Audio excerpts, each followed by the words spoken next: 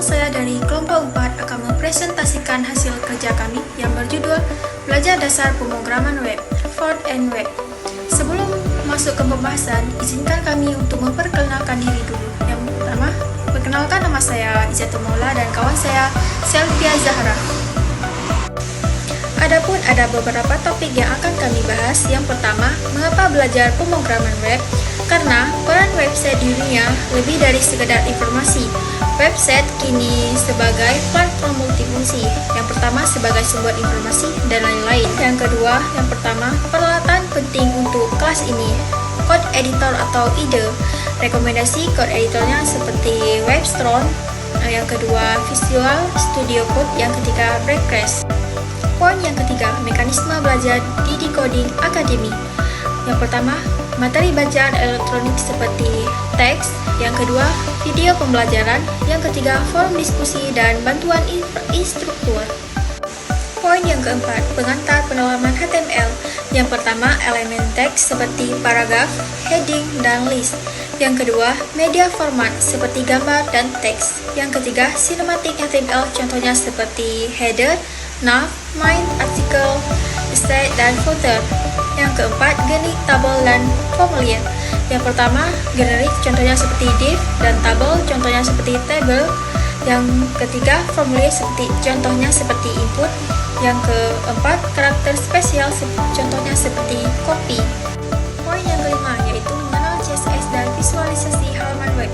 Yang pertama, peran CSS pada halaman web yaitu mengatur tampilan visual seperti warna, font, dan elemen HTML. Yang kedua, keuntungan menerapkan CSS. Yang pertama, kontrol layout yang presisi dan efisiensi styling terpusat dan dukungan browser luas. Kemudian presentasi dilanjutkan oleh Selvia Zahra. Baik, saya akan melanjutkan presentasi dari kawan saya. Sekarang kita akan masuk ke bagian bagaimana CSS bekerja, mulai dari markup sampai styling. Pertama, HTML berfungsi sebagai fondasi. Jadi, HTML itu menyusun struktur dan elemen dasar halaman web. Dan semua elemen itulah yang nantinya jadi target utama dari CSS. Kemudian, setelah struktur HTML jadi, barulah CSS masuk. CSS atau Cascade Style Sheet bertugas mengatur tampilan visualnya mulai dari warna, ukuran, posisi, sampai estetika keseluruhan halaman. Jadi intinya, HTML membentuk kerangka CSS, membuatnya lebih menarik. Selanjutnya, kita lihat struktur aturan CSS. Salah satu aturan CSS itu terdiri dari selektor dan deklarasi. Selektor itu elemen yang mau kita targetkan, sedangkan deklarasi berisi properti dan nilainya, misalkan warna, ukuran, font, dan sebagainya. Dan penting juga, dalam penulisan CSS harus rapi, satu deklarasi per baris. Dan jangan lupa kasih komentar supaya kodenya gampang dibaca.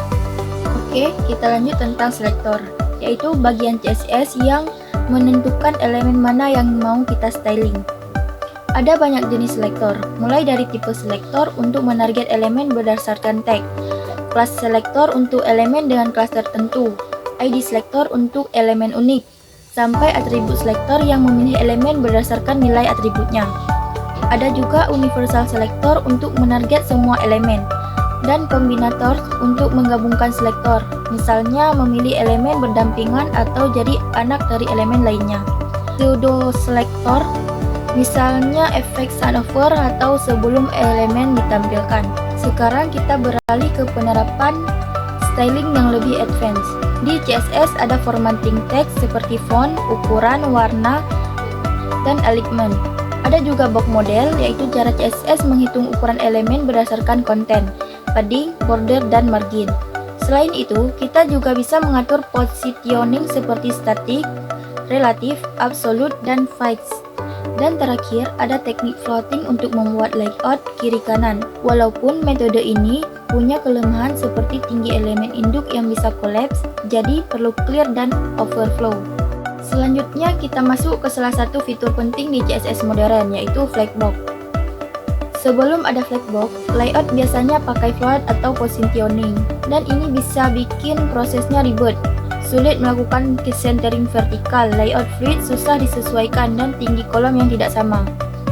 Nah, Flexbox hadir sebagai solusi. Flexbox itu model layout satu dimensi yang memungkinkan elemen diatur sesuai ruang yang tersedia. Dia bekerja berdasarkan sumbu utama, bisa horizontal atau vertikal, dan memberikan fleksibilitas untuk mengatur ukuran tiap elemen anak. Keunggulannya banyak. Flexbox bisa otomatis mengatur dimensi item, mencegah overflow, centering vertikal, jadi jauh lebih mudah, dan layout pun lebih adaptif untuk tampilan responsif.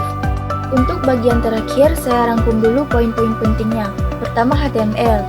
Ini fondasi utama untuk membangun struktur halaman web yang rapi dan mudah terorganisir.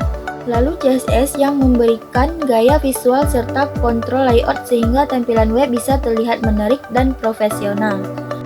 Flexbox membantu mengatasi berbagai keterbatasan metode layout lama. Selektor CSS memungkinkan kita mendaratkan elemen dengan sangat presisi. Dan dalam dunia web development sendiri, skill HTML dan CSS ini adalah kemampuan dasar yang sangat dicari oleh industri. Dengan dukungan tools seperti kode editor, DevTools, dan metode belajar yang tepat, kita bisa membangun landasan kuat untuk menjadi front-end developer yang kompeten. Jadi, penguasaan HTML, CSS, dan Flexbox ini adalah langkah awal yang sangat penting sebelum masuk ke teknologi yang lebih lanjut. Ini adalah tampilan website sederhana sebagai hasil akhir kami. Di sini kami menerapkan yang sudah dipelajari, mulai dari membuat struktur dengan HTML, mempercantik tampilan dengan CSS, sampai menambahkan sedikit interaksi lewat JavaScript. Walaupun sederhana, website ini menunjukkan bahwa kami sudah bisa menerapkan materi decoding ke proyek nyata. Sekian dari presentasi kami. Wassalamualaikum warahmatullahi wabarakatuh.